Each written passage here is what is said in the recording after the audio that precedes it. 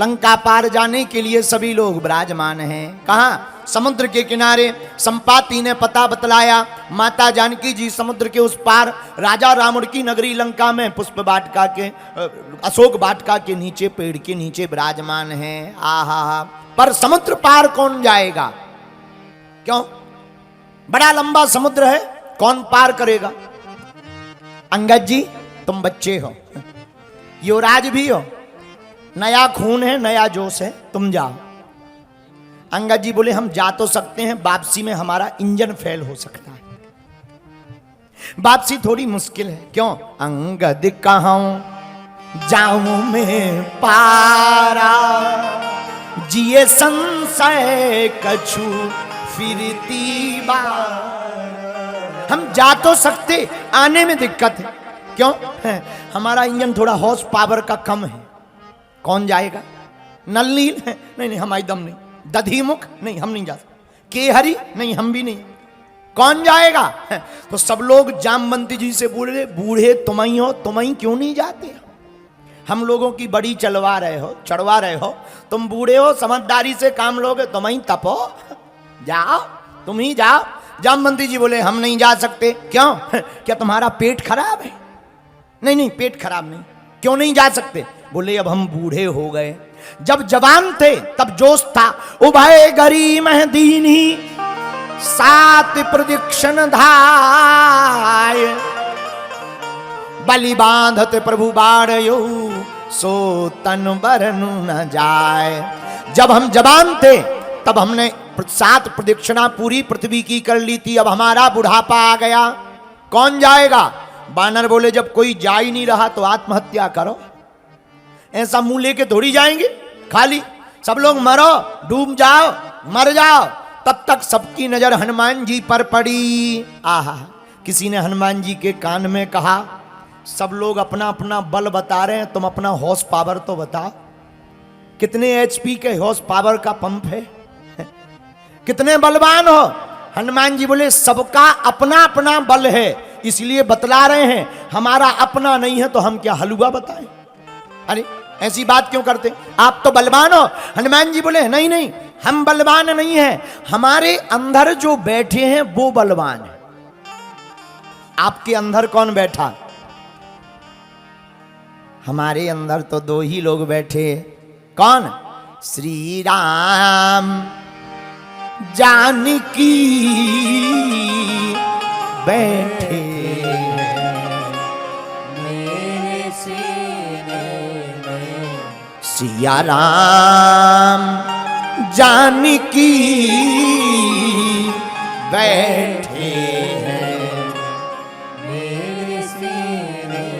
हनुमान जी कहते हैं हमारा बल नहीं है, हमारे अंदर जो मकान के मालिक हैं, हम हैं मकान, मकान के जो मालिक हैं उनका बल है। बात भी सही है।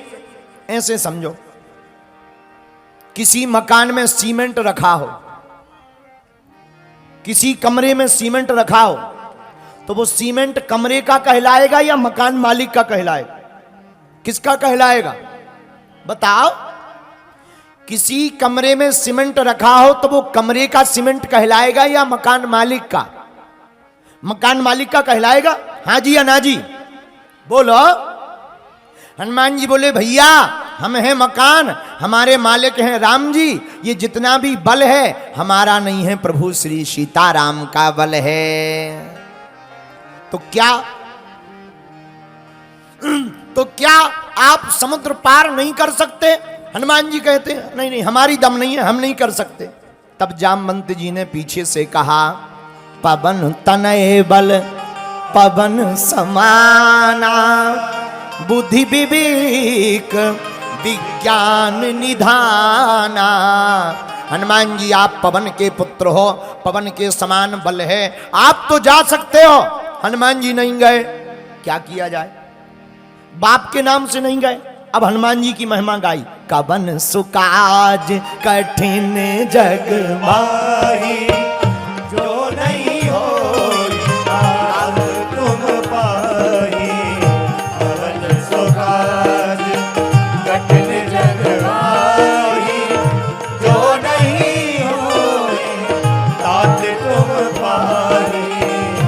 श्री राम जय राम जय जय राम, श्री राम जय राम जय जय राम, श्री राम जय राम जय जय राम, श्री राम जय राम जय जय राम। इसके बाद भी हनुमान जी नहीं उठे। आपके लिए कोई काम कठिन नहीं, वीर बजरंग बली उठो। हनुमान जी नहीं उठे, पर हनुमान जी उठे कब? जब जामवंत जी ने युक्ति लगाई। युक्ति क्या लगाई? हाथ जोड़कर जामवंत जी ने कहा, हनुमान जी उठ नहीं रहे, उपाय किया। राम काज लगी तब अवतारा, सुनित ही भयउ पर्वतारा। ए हा राम काज लगी तब अवतारा, सुनित ही भयउ पर्वतारा। श्री राम जय राम जय जय राम, श्री राम जय राम। हाँ, श्री राम जय जय राम। अरे हनुमान जी, आपका जन्म संसार के लिए नहीं हुआ। तो हनुमान जी बोले किस लिए हुआ है? जामवंत जी बोले भैया राम काज लगी तब अवतारा। आपका जन्म राम काज के लिए हुआ। कितनी अच्छी बात, देखो समझना। हम लोगों का जन्म काम काज के लिए हुआ, हनुमान जी का जन्म राम काज के लिए हुआ। राम काज लगी तब अवतारा, राम के काज के लिए हुआ है। जहां इतना कहा सोई हनुमान जी पर्वत के समान खड़े हो गए। बाकी बानर अंदाजा लगा रहे थे, हम जाएंगे तो आएंगे नहीं। कुछ बानर अपने बल का अंदाजा लगा रहे थे। बुरा ना मानना, कई बार अंदाजा गलत हो जाता है। एक आदमी का एक बहरा मित्र था, नरसिंहपुर का एक आदमी था, उसका नाम था चंगीलाल। उसका एक मित्र था, वो बहरा था, बहरा। तो एक बार मित्र बीमार पड़ गया, तो वो गया तो पत्नी ने कहा कि तुम्हें कम सुनाई देता है, लड़के को लेवा जाओ, ये कान में जोर जोर से बोल देगा। अरे बोले रहने दो, दो तीन बातें ही तो पूछनी है, सीधी सीधी पूछ लेंगे, काहे को ले जाएं, लोगों को और पता लग जाएगा कि हम बहरे हैं। कई बार ये भी बड़ा खतरा है कि जो आदमी है वो दिखना नहीं चाहता है। तो वो मित्र से मिलने आया, तो उसने सोचा अंदाजा लगा के पूछेंगे। तो जैसे ही गए, मित्र बीमार पड़ा था बेड पर, बिस्तर पर है। बोले क्यों, ठीक हो, आराम है? तो मित्र ने कहा मर रहा है। तो इसने अंदाजा लगाया कि हाँ ये कह रहे कि नहीं अब तो आराम है। बोले नहीं बहुत अच्छा है, भगवान जल्दी सुनेंगे। अंदाजा है भगवान जल्दी सुनेंगे। अब मित्र को बड़ी गुस्सा आई कि हम तो मर रहे हैं, ये कह रहे भगवान जल्दी सुनेंगे। अब इसने दूसरा प्रश्न अंदाजे से पूछा, और बता कौन से डॉक्टर की दवाई चल रही है? तो मित्र तो नाराज ही था, बोला जमराज की चल रही, यमराज की, यमराज की। इसने अंदाजा लगाया कि कोई नाम बोला होगा। हाँ, बहुत बढ़िया डॉक्टर है, बहुत फेमस है, बहुत नाम सुना, बहुत से लोगों को इन्होंने डॉक्टर ने ठिकाने लगा दिया।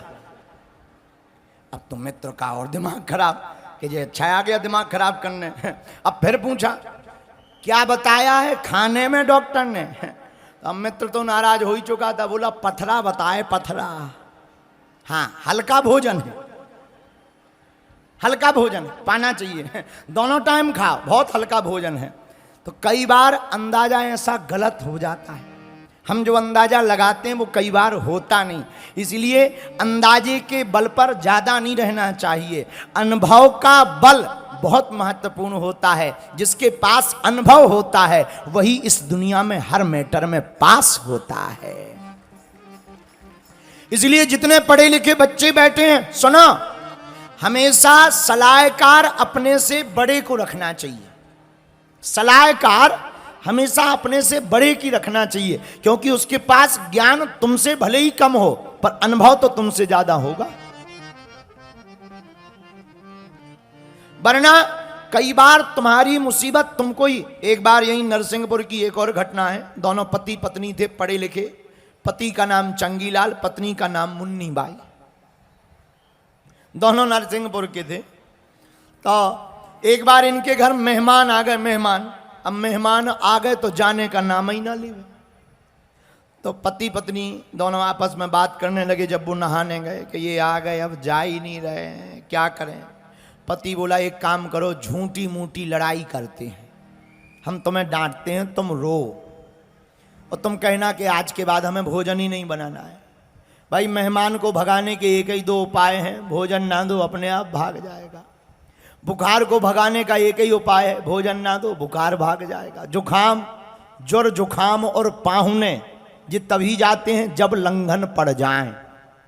भोजन ही ना दो, बुखार में भोजन ना दो, बुखार भाग जाएगा। जुखाम में भोजन ना लो, जुखाम भाग जाएगा। मेहमान को भी भोजन ना दो, चले ही जाएगा। भैया आप ठीक है, चल रहे तो पति पत्नी ने आपस में बात की। पत्नी बोली ठीक है तुम डांटो, हम नाराज होते हैं, रोते हैं। तो पति ने कहा कितनी बार कहा कि टाइम से जग जाया करो, रोज लेट उठती है, शर्म नहीं आती अपने मन से। पत्नी बोली तो भाड़ में गया, हमें नहीं उठना है, अब हमारा शरीर है दर्द करता, हम ना उठे तो क्या करो। दोनों की लड़ाई जोर जोर से होने लगी। बेचारा मेहमान सुन रहा था। पत्नी बोली लो तो जाओ, अब आज के बाद हमें भोजन ही नहीं बनाना है। पति बोला मत बनाना, भाड़ में जाओ, मत बना। मेहमान ने सोचा भोजन बनना ही नहीं है, चलो। अब पत्नी लगी रोने, मुन्नी बाई रोने लगी। मेहमान निकल गया। जैसे ही मेहमान निकल गया तो पति आया, काय को रो रही हो, हम तो नाटक कर रहे थे। पत्नी बोली हम कौन सा असली में रो रहे थे, हम भी तो नाटक में ही रो रहे थे। लेकिन मेहमान भी नरसिंहपुर का था। वो वापस आकर के बोला हम कौन सा सही में आ गए थे, हम भी तो नाटक किया कर रहे थे। तो कई बार अंदाजे बड़े उल्टे पड़ जाते हैं। इसीलिए अनुभवशील आदमी अपने से वयोवृद्ध के साथ सलाह करनी चाहिए ताकि अनुभव गलत ना हो। अनुभव कभी गलत नहीं होता है, अनुभव कभी गलत नहीं होता, अनुभव हमेशा उत्तम होता। बोलो सीताराम, जोर से बोलो। हनुमान जी इतने बुद्धिमान, इतने ज्ञानवान, कितने ज्ञानवान। जय हनुमान ज्ञान गुण सागर, जय कपीस तिहुँ लोक उजागर।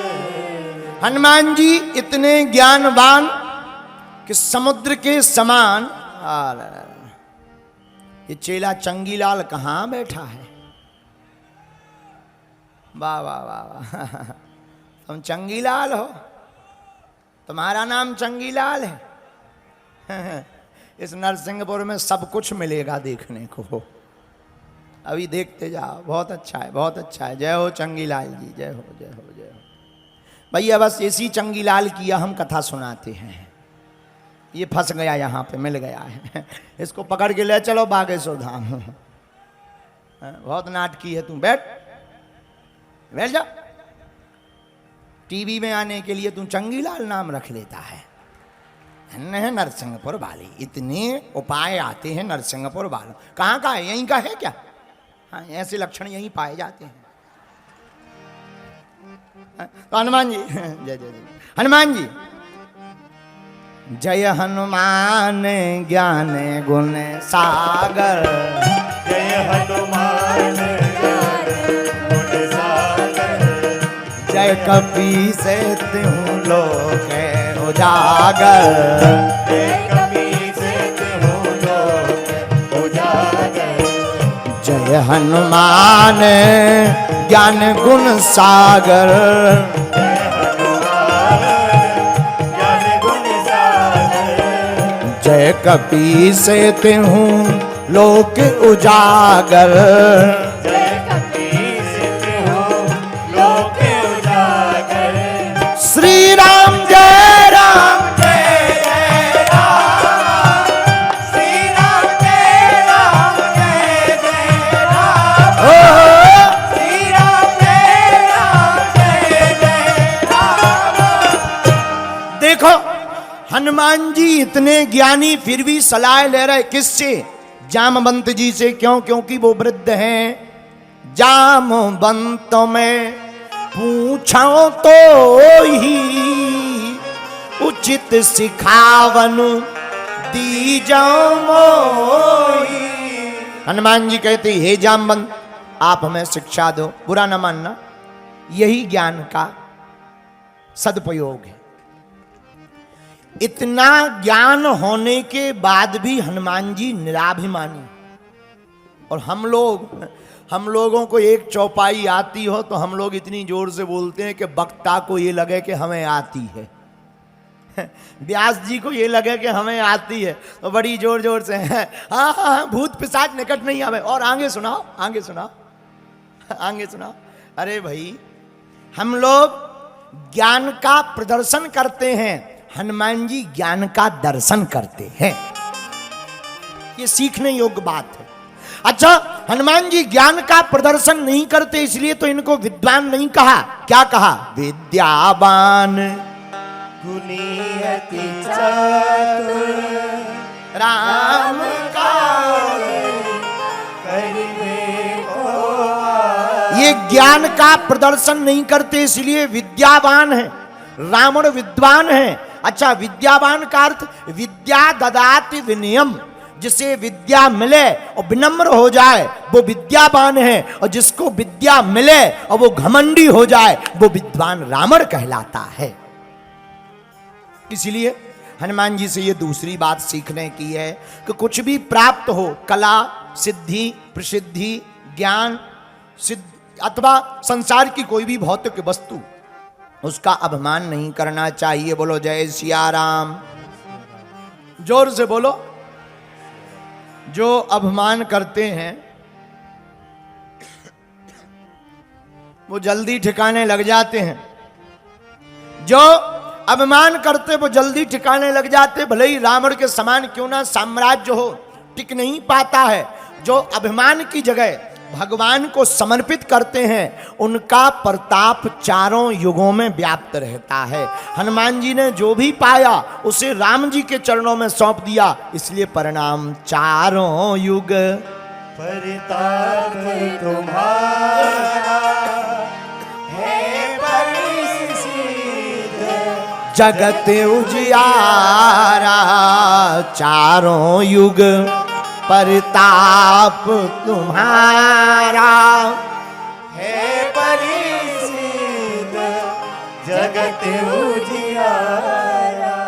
पर कुछ लोग कहते महाराज हम तो हनुमान जी के ही भक्त हैं, पर हनुमान जी की भक्ति अंदर भरती नहीं है। कथा इतनी सुनते हैं पर बहुत ज़्यादा काम नहीं करती, क्योंकि तुम लोग सुनते हो कान से, और कथा कान का विषय नहीं है। कथा सुननी चाहिए ध्यान से। हम लोग कथा सुनते हैं कान से, कथा कान की जगह ध्यान से सुननी चाहिए। जो कान से सुनता है उसे कोई काम नहीं करती है कथा, जो ध्यान से सुनता है उसके ही जुबान से जीवन में कथा उतरती है।